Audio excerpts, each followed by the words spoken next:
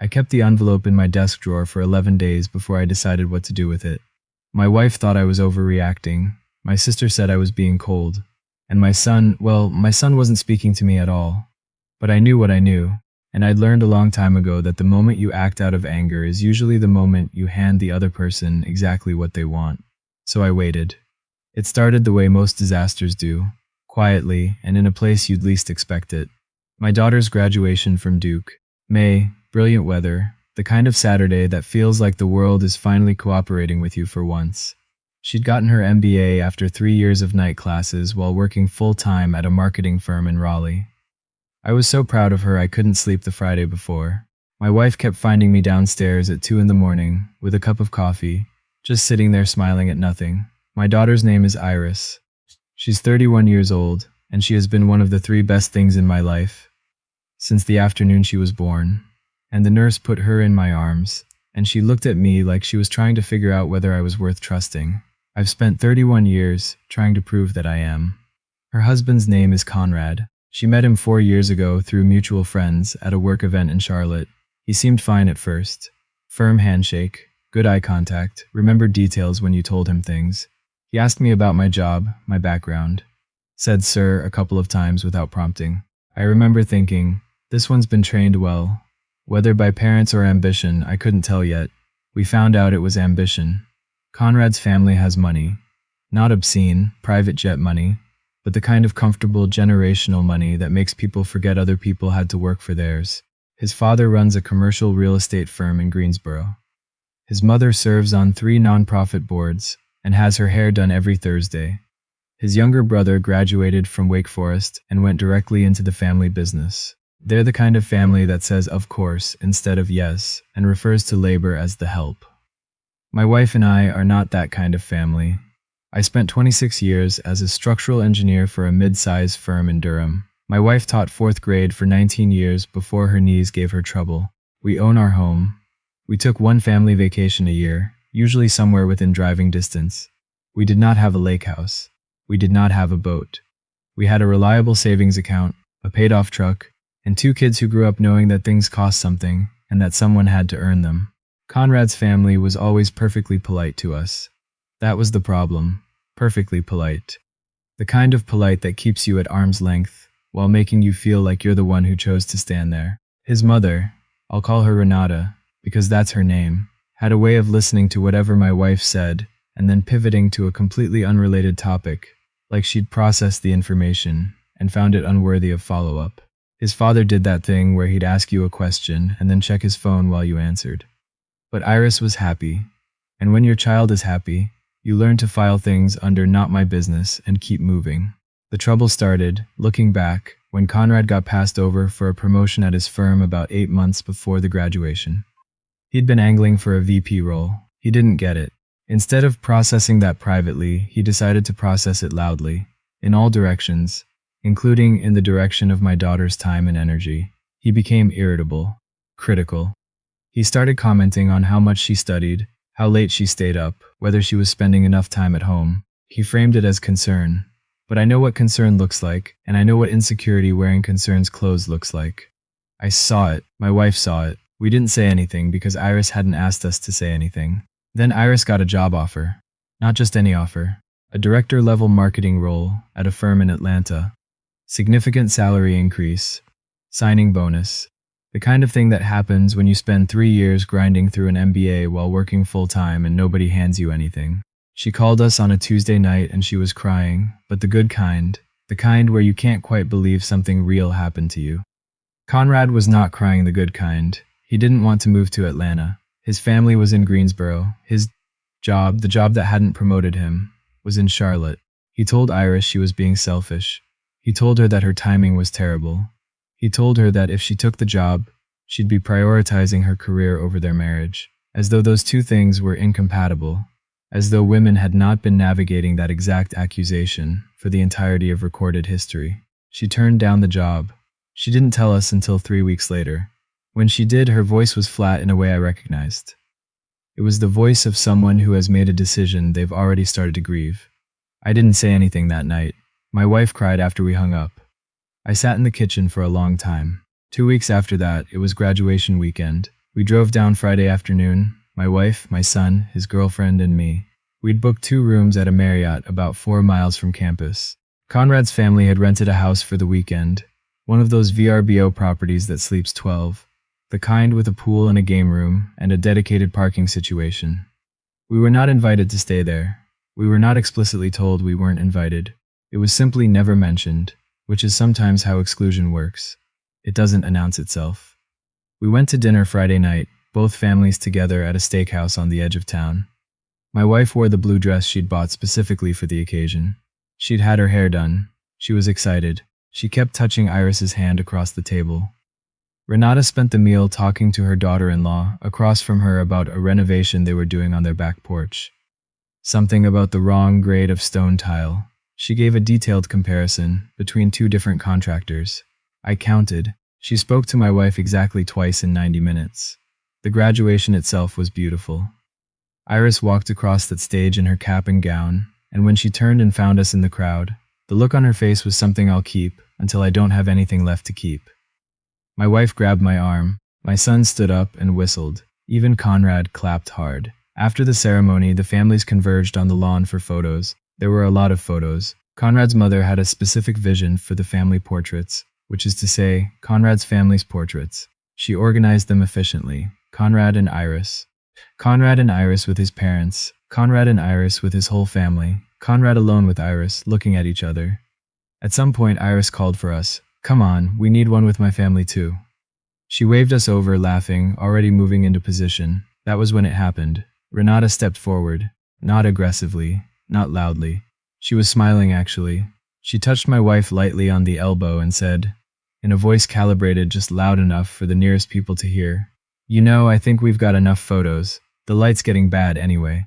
Maybe it's time for the families to split up and let the kids have their evening." My wife stopped. She looked at Renata. She looked at me. I want to be very clear about what my wife is. She is a 60-year-old woman who taught 9-year-olds how to read for 2 decades. She has more patience than anyone I have ever known. She has sat through difficult parent-teacher conferences, budget cuts, staff politics, and all the ordinary cruelties of institutional life without losing her grace. She is not easily rattled. She was rattled. "I'm sorry," my wife said. "Are you asking me not to take a photo with my own daughter at her graduation?" Renata kept the smile. "I'm just saying the timing might not be." "Her name is Iris," my wife said. "She is my daughter. I drove 6 hours to watch her walk across that stage. I'm going to take a photo with her." There was a pause that stretched. Around us, people were still moving, still laughing, still in the ordinary business of celebration. But in our small circle, everything had gone still. Then Renata said, "I think you need to calm down." And I watched something happen on my wife's face that I have seen exactly once before in 34 years of marriage. The moment the patience runs out. Not anger. Something quieter than anger and much more serious. "I am calm," my wife said. "I'd like you to step back." Renata turned to Conrad. She looked at him with the expression of a woman who has never once doubted that her requests will be honored. Conrad looked at Iris. Iris was looking at the ground. And Conrad, my son-in-law, the man who'd stood at the altar 14 months earlier and made specific promises in front of 87 people, said, "Mom, let's just get going. We're holding everyone up." To his mother. Not to my wife, not to Iris. To his mother, granting her implicit permission by changing the subject, which is its own kind of statement. My wife turned to me. I put my hand on her back. "Iris," I said, "come take a photo with your mother." Iris looked up. Her eyes were bright in the way. That means you're about to cry, but you're trying hard not to. She came and stood between us, and my son put his arm around his sister, and we took the photo. Just us. Conrad stood off to the side. His parents had already started walking toward the parking lot. That night, back at the Marriott, my wife and I sat on the edge of the bed and didn't say much for a while. She told me to calm down, my wife said eventually. "I know. At our daughter's graduation, I know." Conrad didn't say a word, I know. My wife is not a woman who cries easily. She stared at the carpet for a long time. Then she said, "I don't want to make this harder for Iris. That's who she is. That's who she has always been." The next morning, we all had brunch together. Both families again, at a cafe downtown. It was stilted in the way that things are when everyone knows something happened and no one is going to name it. Renata was pleasant. She complimented the eggs. She asked my son what he was doing for work. Conrad talked at length about a golf tournament he was planning to attend in September. Iris sat next to my wife and held her hand under the table for most of the meal. I noticed. I filed it. We drove home Sunday afternoon. My wife slept most of the way. My son called from his car, and we talked for 20 minutes about nothing in particular, which was his way of saying he was thinking about what happened and didn't know what to do with it. Monday morning, I called my daughter. "Dad," she started. "I'm not calling to be angry," I said. "I'm calling because I want you to know that your mother and I are fine, and I want to ask you one question." She was quiet. "Are you okay?" She didn't answer for a long time. Then she said, "I don't know. That's honest," I said. "That's okay." We talked for 40 minutes. She told me things she'd been holding. About Conrad's anger since the promotion fell through. About the job in Atlanta. About the ways she sometimes feels like she's managing two separate households. The one she lives in with her husband and the one she grew up in with us. And she can never quite make them fit together. She was not asking me to fix anything. She was just finally saying it out loud. At the end of the call, she said, "What are you going to do?" "Nothing yet," I said. "Dad, I have some thinking to do first." Here's what I knew. Conrad's family was not going to change. Renata had been exactly who she was, operating exactly within her understanding of how the world works, and no confrontation from me was going to recalibrate that. Conrad had shown me, on a sun-drenched lawn in front of his wife and her family, what his priorities were and how he organized them. Those were facts now. I couldn't unknow them. What I could control was what happened next. I work in structural engineering. You spend your career doing that work, and you develop a particular relationship with the idea of load-bearing elements. Which things in a system actually hold everything up? Which things look like they matter, but are ornamental? And what happens when something foundational shifts? Conrad's family had a business that depended, in part, on a financing relationship with a regional development firm. I knew this because Conrad had mentioned it 18 months earlier at Thanksgiving, in the context of explaining why his father's firm was doing well. He was proud of it. He talked about the contract like it was proof of something. 2 days after we got home from Raleigh, I had lunch with a former colleague of mine named Pete. We'd worked together for 12 years before he moved into commercial development consulting. We've had lunch twice a year for the last decade. Good man. Careful thinker. He knows everyone in the Mid-Atlantic Development Corridor. I didn't ask Pete for a favor. I didn't say anything about Conrad or Renata or the graduation. We talked about his kids, my wife's garden, the state of the housing market in the Triangle. But toward the end of lunch, I did mention that I'd heard some questions circulating, from various directions, about the standards of project management at a certain Greensboro firm. Nothing specific.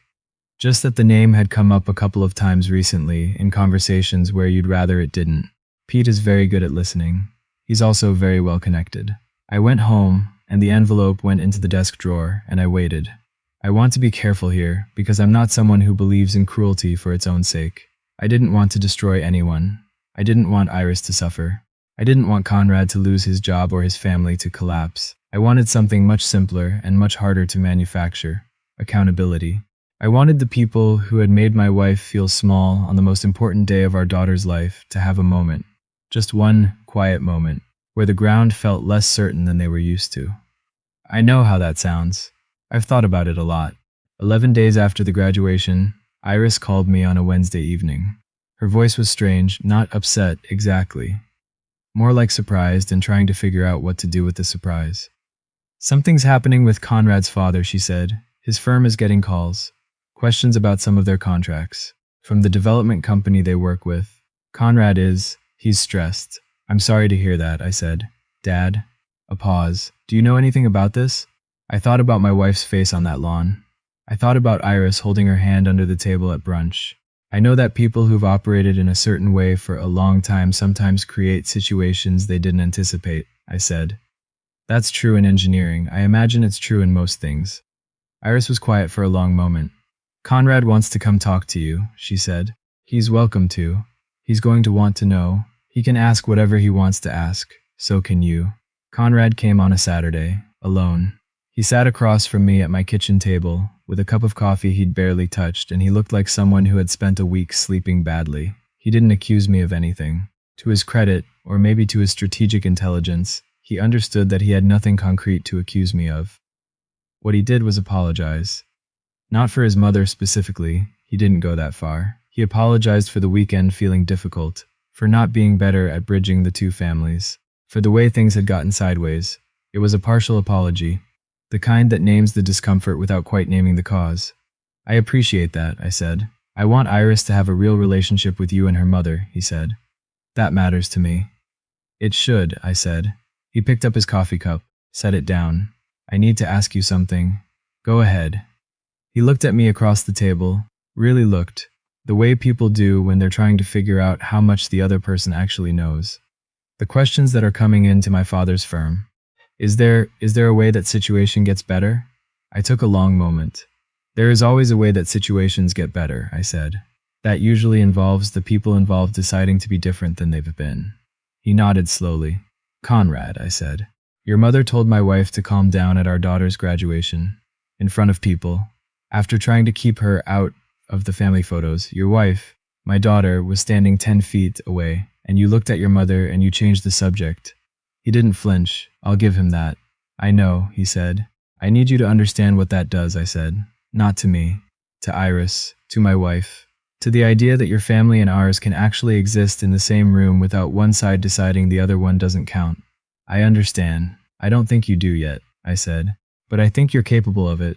He left 2 hours later. I don't know exactly what he went home and said to his wife, but Iris called that evening, and the quality of her voice was different than it had been in months. Less flat, more like herself. 2 Sundays after that, Conrad's mother came to our house. I don't know whose idea it was. I suspect it was a combination of Iris and something shifting in Conrad. Renata arrived at 2 in the afternoon with a bottle of wine. She'd clearly asked someone else to select, and a look on her face that I recognized from the other side. The look of someone who has realized, perhaps for the first time, that they are not operating in a context that will simply accommodate them. My wife answered the door. They sat in our living room for 3 hours. I was in and out. At one point, passing through, I heard Renata say, in a voice with most of the polish worn off it, I think I didn't understand honestly what that looked like. From where you were standing, I didn't stop walking. It wasn't my moment. My wife told me later that Renata had apologized. A real one, not a partial one.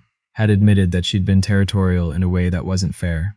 Had said she understood that Iris had a family that came before Conrad, that family wasn't going away, and that she didn't want Iris to have to choose. She'd cried a little, which my wife said she hadn't expected. What did you say? I asked. I said thank you, my wife said. And I said I'd like for all of us to try again. That's who she is. I never told anyone what I said to Pete at lunch. I don't know exactly what Pete said to whoever he said it to, and I didn't ask. The questions to Conrad's father's firm apparently resolved within a month. Whatever scrutiny had gathered dispersed, and the business went on. Pete called me once, casually, to say he'd had an interesting conversation with a mutual acquaintance, and I said that's good to hear, and we talked for a few minutes about a baseball game and hung up. I still have the envelope in my desk drawer. It's empty now. I took out the original document months ago and had it properly filed. But I kept the envelope because it reminds me of something. It reminds me that power isn't always loud. It's not always the person who raises their voice or takes up the most space. Sometimes power is the willingness to wait, to know what you know, to let the other side believe they've gotten away with something right up until the moment they understand that they haven't. My wife and I drove to Charlotte last month to have dinner with Iris and Conrad. We went to a restaurant they'd been wanting to try, a French-Italian place in the Noda neighborhood that had a 6-week wait. Conrad had made the reservation. He'd asked my wife in advance what she liked to eat and made sure there were things on the menu that worked for her. It was a good dinner, easy conversation. Iris laughed a lot.